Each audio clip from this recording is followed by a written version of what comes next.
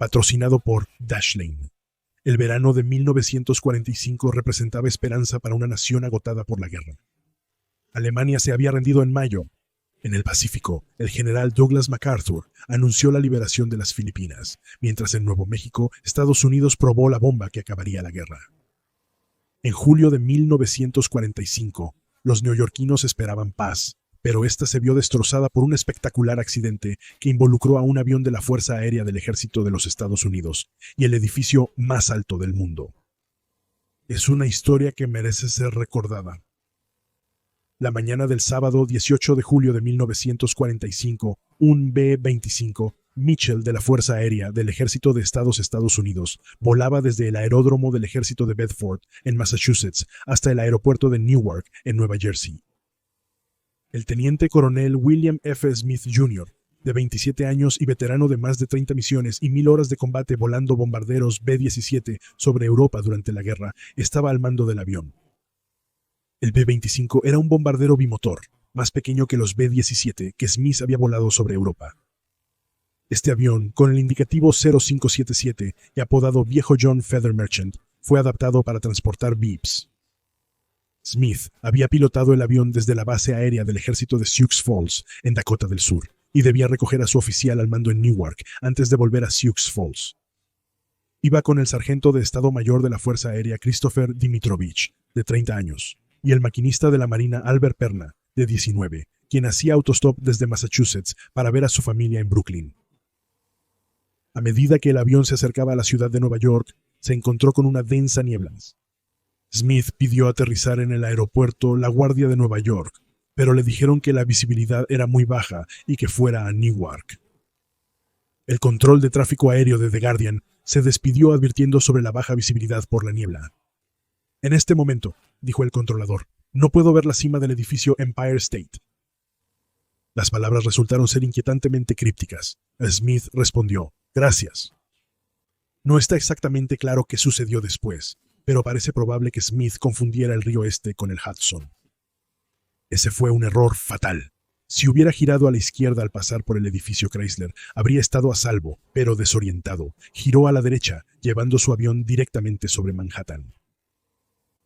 El control de tráfico aéreo le aconsejó mantenerse sobre los 1500 pies sobre la ciudad, pero desorientado y creyendo estar fuera, bajó a 500 pies tal vez pensando que se aproximaba a Newark, o intentando ver el suelo para orientarse.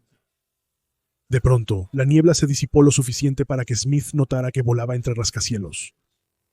Stan Lomax, locutor deportivo de radio, escuchó los motores del avión mientras se dirigía al trabajo. Miró hacia arriba y recordó que gritó desde la ventana de su coche. ¡Sube, tonto! ¡Sube!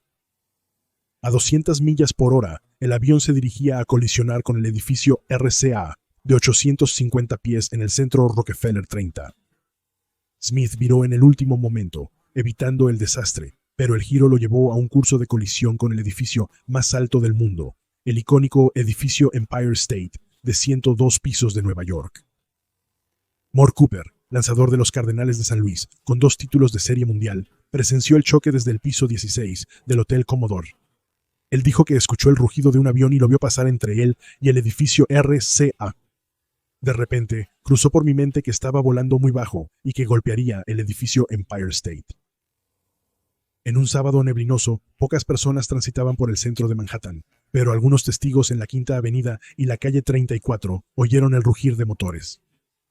Describieron el avión subiendo abruptamente. William Utley, vicepresidente de una firma de relaciones públicas en el edificio mercantil en 10 Este Calle 40, fue citado en el Scranton, Pennsylvania Times Tribune. El avión pasó por mi ventana a la altura de los ojos o un poco por encima de ella. Esta oficina está en el piso 38. Al parecer, el motor funcionaba y el piloto intentaba ganar altitud. Smith intentaba abandonar la ciudad, pero era demasiado tarde. A las 9:40 a.m., el comerciante John Feather, viajando a unas 200 millas por hora, se estrelló contra el Empire State Building a 913 pies de altura, entre los pisos 78 y 79. Nanette Morrison, de la misma firma que el señor Utley, dijo que hubo una tremenda explosión cuando el avión impactó. El destello y la llama de la explosión parecieron extenderse por 4 pisos. Albert Fuller, en la tienda B. Altman al otro lado de la calle, le dijo al New York Times que el piso se movió. Le dije al empleado que si eso no era extraño.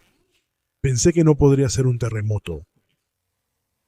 Harry Weisskopf, en el piso 63 del edificio Empire State, dijo que hubo 2 explosiones terribles. Todo el edificio tembló, y mirando por las ventanas hacia abajo, podíamos ver escombros en llamas cayendo. Charles Harmer, quien había estado en el piso 36, dijo, todo el edificio Empire State pareció saltar unos 15 centímetros. Daniel Norton, en el piso 18, fue lanzado de su silla entre el vidrio de 4 ventanas destruidas en su oficina.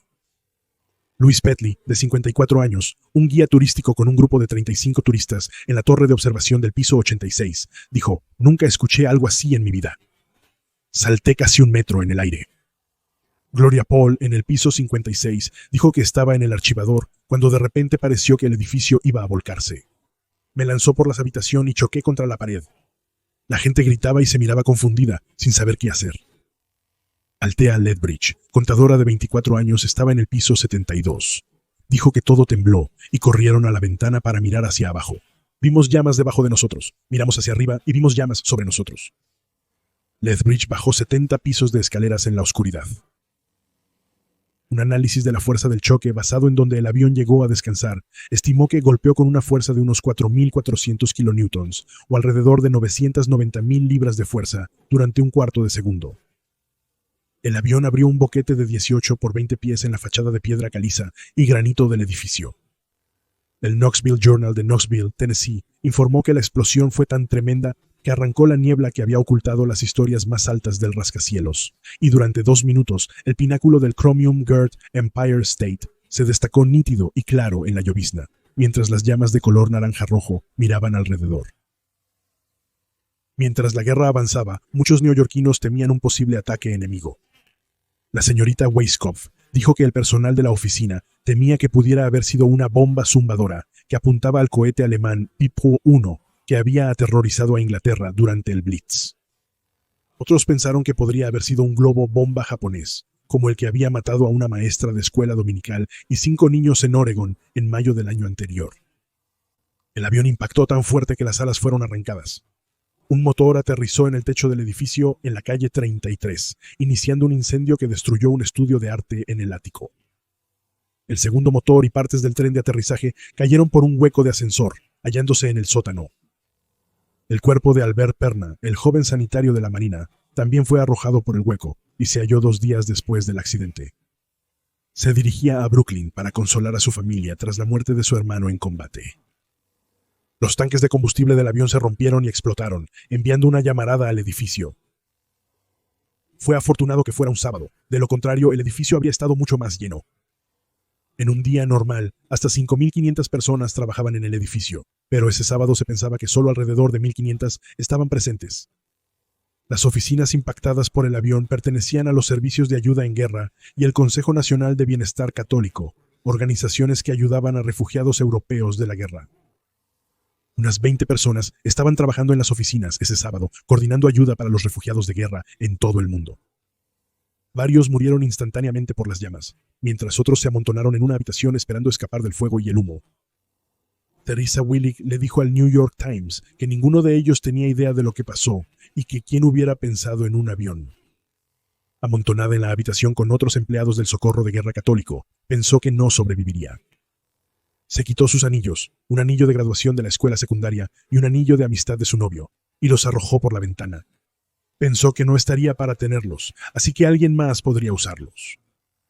Paul Dering, un trabajador, saltó para escapar del fuego y murió. Betty Lou Oliver, de 20 años, operaba el ascensor número 6. Se encontraba en el piso 80 cuando el avión chocó. El choque la hizo ser lanzada a través del edificio y sufrir quemaduras graves. 2 oficinistas le brindaron primeros auxilios y la pusieron en un elevador para trasladarla a la planta baja, donde una ambulancia aguardaba. Pero piezas del avión atravesaron el hueco del ascensor y cortaron los cables. Cuando colocaron a Betty en una camilla dentro del ascensor, el cable se rompió con un sonido como un disparo. Betty cayó 75 pisos. Donald Maloney, de 17 años, era aprendiz de hospital de segunda clase en la Guardia Costera. Estaba en la calle 34 cuando vio el accidente de avión. Fue rápidamente a una farmacia cercana a buscar suministros de primeros auxilios para brindar ayuda.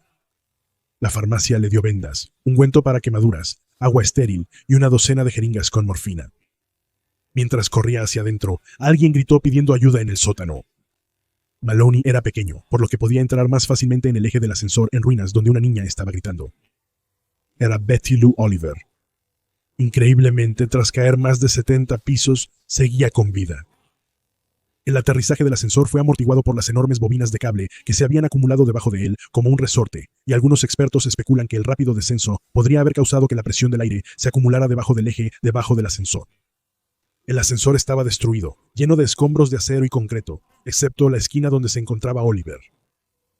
Maloney le dio morfina para el dolor, le puso pomada en la cara y vendó sus quemaduras. Tuvo que cortarse a Betty de los escombros del ascensor. Su caída, de unos 1000 pies, aún, según el libro Guinness de los récords, mantiene un récord por la caída de ascensor más larga sobrevivida. Betty fue una de más de 2 docenas de heridos en el accidente y sus secuelas. Teresa Fortier-Willig sobrevivió, para su propia sorpresa. Al ser rescatada por los bomberos junto con sus amigos, expresó su felicidad por estar viva. No esperaba volver a ver sus anillos, pero los rescatistas los encontraron y devolvieron. Se casó con el hombre que le había dado el anillo de amistad. Betty Lou Oliver, antes de su caída de 75 pisos, solo tenía programado trabajar en el Empire State Building por 3 días más. Después de 8 meses de recuperación de sus heridas, se mudó a Arkansas con su esposo. Tuvo 3 hijos y 7 nietos. Falleció en 1999 a los 74 años.